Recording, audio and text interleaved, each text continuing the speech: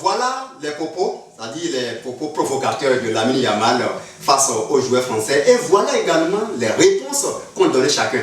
Selon vous, est-ce que ces deux équipes peuvent toutefois se mesurer? On va espérer quelque chose. Vous savez, à ce niveau, rien ne m'effraie. Chacun y va de son intérêt. Chacun défend son peuple. On appelle ça guerre psychologique. Quitte aux joueurs français de répondre sur le terrain face un peu à la pression mentale lancée par Lamine Yamal. C'est ce que j'aurais à dire peut-être. Bonsoir à toutes, bonsoir à tous. Nous sommes sur le plateau L'Oracle de Foot. Ici, nous donnons les décryptages, les informations, les sensations après les matchs et non seulement ça, les pronostics avant les matchs. Bienvenue à tous. Je suis avec un grand expert analyste sport, Monsieur Donovo Sirias. Bonjour. Bonjour Monsieur Gracien et bonjour à tous les passionnés du Curon. Donc aujourd'hui, les derniers carrés du Mondial 2026 sont connus et puis nous aurons deux affiches intrigantes. La première affiche, nous aurons France vers Espagne et puis l'Angleterre face à l'Argentine de Lionel Messi. Et quelle équipe pas favorite et qui serait reléguée pour jouer, pour chercher la troisième place? Nous allons en parler. Monsieur Elias de Rossi, bonsoir. Les passionnés de football vous attendent. Comment ça va se passer? Oui, Espagne, France bien sûr, Angleterre, Argentine. On va profiter de ce plateau, de cette aubaine pour souhaiter joyeux anniversaire à un titi du football. Celui-là même qu'on surnomme le génie, le prochain génie bien sûr. Il s'agit de Lamine Yamal Nazraoui qui totalise aujourd'hui 19 bougies dans sa vie. Donc ça veut dire que le garçon est en train de grandir dans l'arène footballistique. Nous aurons l'Angleterre, les Three Lions face aux Amis Célestes, c'est-à-dire l'Angleterre face à l'Argentine. C'est une affiche que vraiment ça doute, même les bookmakers, c'est-à-dire ils sont un peu sceptiques par rapport à l'Argentine, vu leur jeu qui mène, surtout les prolongations par-ci par-là. De côté Argentine, quand même, à mon avis, ça ne va pas. Qu'est-ce que vous voyez, qu'est-ce que vous pensez? Le problème argentin surtout se trouve au milieu de terrain avec ce milieu à 3 composé d'un certain Leandro Paredes, d'Alexis McAllister et de Fernandez. Vous voyez un peu, c'est un milieu, ma foi, expérimenté, mais qui manque de souffle. Au banc touche l'Argentine a de répondants. On peut toutefois choisir un certain Giuliano Simeone. Pourquoi pas miser sur Nico Paz et composer avec Giovanni Lo Celso. Maintenant, je ne suis pas dans le secret de Lionel Scaloni pour voir le jeu qu'il propose, mais ma foi, j'ai tendance à croire que l'Argentine est une sélection bénie. Vous savez, en 1978, pour la première Coupe du Monde gagnée par l'Argentine, on avait dans le jeu certain Mario Kempes qui était allé dans le doublé. Tout à fait. En 86, on a eu un certain Diego Armando Maradona avec son fameux but de la main, la mano de Dios. On est d'accord? Donc comme ça, c'est que l'Argentine au fil des ans, au fil des mois, se bonifie grâce à cet talent. Et même pour ce jeu en 86, qu'il vous souvienne que l'Argentine avait battu les Three Lions pour se qualifier, pour aller en demi-finale. Et après soulever le trophée après.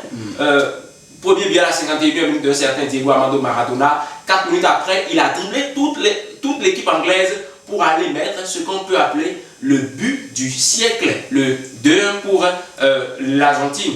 Donc les Anglais d'abord auront à cœur de défendre vraiment les couleurs, auront à cœur de corriger cette bévue, cette bévue il y a 40 ans. Les Argentins auront aussi à cœur d'évoluer dans le même système, c'est-à-dire quoi? Corser toujours l'addition face aux Anglais. Et les Argentins avaient acquis cette victoire, qu'ils vous souviennent, après la guerre des Malouines, une guerre purement griffe qui parle de la religion, où jusqu'à présent, où nous sommes, on ne désigne jamais un arbitre anglais sur match argentin. Vous n'allez pas voir ça au niveau du mondial. Si vous voyez peut-être un anglais sur un match argentin, dites-moi, et je vais quand même pronostiquer là-dessus. Donc vous voyez un peu, donc c'est déjà une tension interne, une tension sportive et religieuse entre les sélections. Maintenant sur l'aire de jeu, il y a beaucoup de joueurs anglais qui affectionnent les Argentins, en l'occurrence un certain Lionel Andrés Messi qui est beaucoup affectionné par l'actuel meneur de l'équipe anglaise. Il s'agit de Jude Bellingham qui affectionne particulièrement Lionel Andrés Messi. Mais sur l'aire de jeu, dans 3 jours, on ne va plus parler d'affection, on va parler peut-être de victoire. Et j'ai vu une équipe anglaise, tout comme une équipe argentine, qui tarde dans cette prise de décision. Tout comme l'Argentine, donc l'Angleterre face à la Norvège face aux Vikings norvégiens, il a fallu l'étape des prolongations pour voir les Anglais passer devant la 93e minute. Pareil pour l'Argentine. On est peut-être à une étape charnière des prolongations avant qu'un certain Julián Álvarez ne crucifie les chances suisses. Donc, deux sélections qui s'équivalent, même si on sait que du côté argentin, la défense est à la traîne. Du côté anglais aussi, ce n'est pas la série sur le gâteau. Et si même on devrait donner des pronostics à ce niveau, partant des matchs de poule jusqu'à cette étape, l'Argentine a engrangé des points plus directs. Mais les Anglais aussi n'ont pas démérité. Thomas Tuchel face à Lionel Scaloni, moi je dirais, je suis en train de lire sur la page de la sélection nationale argentine que Lionel Scaloni va un peu varier ses plans, va changer de joueurs. Qui sont ces joueurs que Lionel Scaloni mettra dans le jeu? Du côté anglais, on sait que sur le côté d'abord, ça va beaucoup bien. Sur le côté gauche, on a un certain Anthony Gordon qui combine à merveille avec Jude Bellingham. Jude Bellingham. On a aussi Noni Madueke qui se retrouve sur le côté droit. C'est vrai que face à la Norvège, il n'a pas fait grand-chose. Il a été obligé de céder sa place à un de ses partenaires, ce qui peut-être a apporté plus de fluidité dans le jeu anglais. Le jeu argentin, jusqu'ici, la seule sélection énigmatique pour moi dans ce mondial demeure l'Argentine.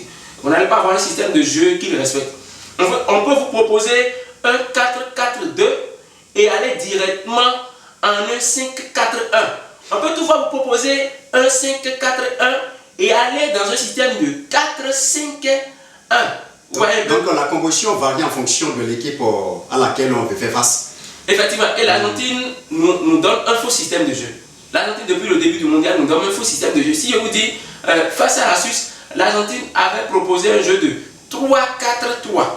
Chemin faisant, le jeu s'est complètement détérioré et s'est métamorphosé pour composer directement avec un football de 3-5-2. Et devant, Lionel Messi a été suppléé par un certain Julián Álvarez dans l'étirement de la défense suisse. Vous voyez un peu? Donc comme ça, c'est que Lionel Scaloni ou les joueurs argentins ne restent pas fidèles à leur système de jeu, ce qui dérange souvent les adversaires parce que les adversaires étudient le système qu'ils veulent rencontrer, on est d'accord, et mettent le paquet, ils font tout pour faire douter l'Argentine, mais à une étape, l'Argentine change de système de jeu et commence par les assommer définitivement. Face aux Anglais, on a un Allemand aussi expérimenté à la tête de la sélection. Maintenant, il a ses vécus en Ligue des Champions, l'autre a des vécus au niveau des Coupes du Monde. Je crois bien que ce sont deux causes qui s'équivalent niveau expérience. On aura un football des exercices, on aura un football vraiment de méfiance parce que si l'Argentine perd, elle va jouer la 3e place. Ce que la Ligue ne veut pas faire, la Ligue veut quand même rempiler, avoir un second titre après celui de 2022 ajouté pour que ce soit la phase 4. Les Anglais auront certainement à jouer pour quand même avoir un autre trophée après celui des années 60 où cette fameuse génération a été accueillie par la reine Elisabeth II qui était très très jeune dans ce temps. Donc les True Lions auront certainement à gagner un second titre mondial. L'Argentine va viser un 4e. Donc la bataille s'annonce aussi rude à ce niveau. N'oubliez pas, Joe Collet a dit, ex-international anglais bien sûr, il a dit que l'Argentine n'est pas l'équipe la plus flamboyante, que les Anglais vont la surprendre. Et comme ça, moi je dis, ces commentaires donnent du flair, donnent du tonus aux joueurs argentins. Vous allez voir, ce jour-là, c'est que vous allez découvrir d'autres joueurs. Et moi je dis, face à la Suisse, le joueur qui m'a le plus épaté s'appelle Lopez. Tout à fait. Juste après son entrée, il a cédé l'espace. Il pouvait quand même faire écran à Julián Álvarez dans son enroulé. Il a juste fait écran à la défense suisse et maintenant a quitté le mur suisse pour laisser Julián Álvarez tirer. Donc l'Argentine a des joueurs intelligents capables de faire basculer chaque rencontre. Donc attention aux Anglais, attention aussi aux Argentins parce que le football demeure toujours rond pour les 22 acteurs, comme l'a dit, je voulais quand même notifier ici l'ancien ministre des Sports, Oswald Domeki. Merci beaucoup. Donc nous poursuivons toujours notre émission, les derniers carrés pour atteindre les finales du Mondial 2026. Chers abonnés, n'oubliez pas d'appuyer sur la cloche de notification, surtout pour ne rien rater de notre prochaine prédiction. Et surtout, si les doutes y parviennent, si nous sommes un peu sceptiques aujourd'hui, vous allez constater que l'Argentine, on aurait dû sentir une fatigue, puisqu'ils ont failli même faire 3 prolongations successivement. depuis lors de la phase de poule et au niveau des matchs à élimination directe, c'est ce que nous constatons. Donc c'est la fatigue que nous craignons. Est-ce que les joueurs ne seront même pas fatigués? C'est bien vrai que l'entraîneur va faire de rotation ou bien de rodage, mais est-ce que la fatigue, ça ne va pas peser sur ces joueurs-là? Et pour que peut-être les Anglais aussi montent sur eux pour gagner, c'est pour gagner peut-être le jeu. C'est ce qui fait, c'est ce qui est un peu scepticisme chez beaucoup d'entre nous. C'est un peu ça quoi.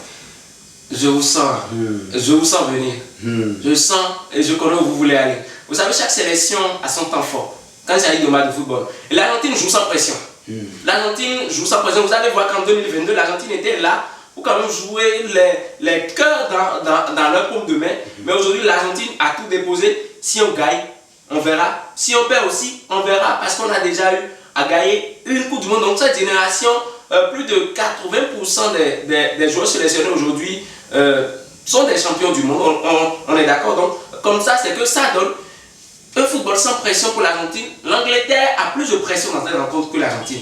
Vous savez, parce que l'Argentine, même si elle perd, elle aura joué un match de 3e place. Donc c'est déjà une médaille de bronze pour l'Argentine. Si l'Angleterre perd à ce stade, c'est que l'Angleterre joue toujours les frères en main avec de fiasco, parce que l'année dernière, pour le mondial dernier 2022, on a été éliminé en quart de finale par la France. Aujourd'hui en demi-finale par l'Argentine. Donc qu'est-ce qui ne marche pas dans la sélection? Vu qu'on a des joueurs dorés, qu'on a une jeunesse purement dorée qui peut au moins transgresser les grandes formations.